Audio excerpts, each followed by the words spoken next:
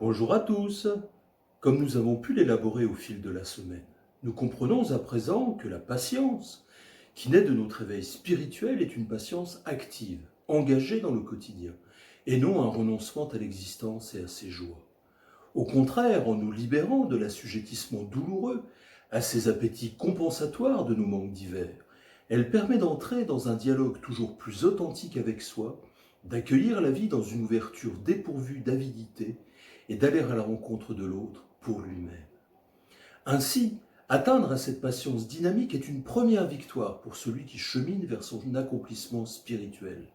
celle d'avoir réussi à établir en lui-même une sorte de sanctuaire qui rend possible la sérénité, un lieu où il est libre de se ressourcer, loin de l'agitation sociale et des tensions humaines, un lieu hors du monde tout en étant au monde.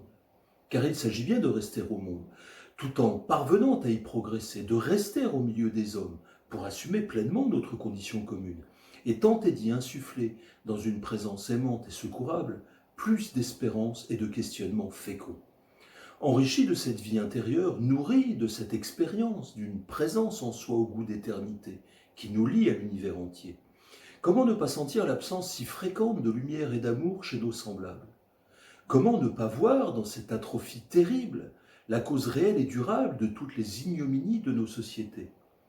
Recevons tous les influx de vigueur et de tendresse réelle, et à l'aurore, armés d'une ardente patience, nous entrerons aux splendides villes, écrivait en 1873 Arthur Rimbaud dans sa Saison en enfer. C'est en effet une ardente patience qu'il faut cultiver pour entrer, nourrie de tous ces influx de vigueur, dans ces villes aux architectures parfois éblouissantes, où s'affichent tant de richesses et d'artifices, mais où l'abêtissement des hommes réduisent à des producteurs consommateurs sous tutelle, et leur misère intérieure, quand elle n'est pas matérielle, semble vouloir toujours plus l'emporter sur l'intelligence du cœur et la beauté du don de soi, différant sans cesse la possibilité d'engager de réels changements qui libéreraient le génie humain.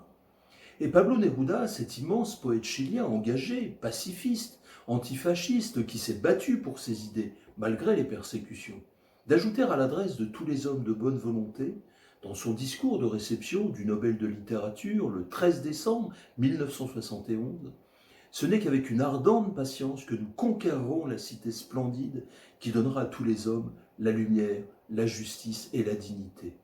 Cette patience tenace ne peut venir que d'une irréductible foi en la capacité de l'homme de se recréer spirituel et de réactiver en lui amour et sagesse, ce qui lui permettra de trouver enfin la force de réaliser dans l'harmonie avec tous cette cité qu'espérait Neruda, ou de faire aboutir le rêve magnifique qui enflammait à Washington Martin Luther King le 28 août 1963 devant 250 000 personnes lors de son célèbre discours I Have a Dream.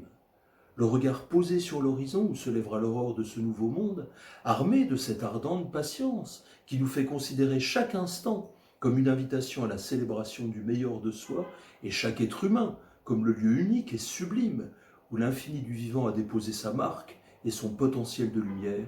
il nous reste à avancer pas à pas dans notre changement personnel et aller à la rencontre de nos frères humains, attentifs à tous les moyens de poser avec eux les premières pierres de la cité splendide.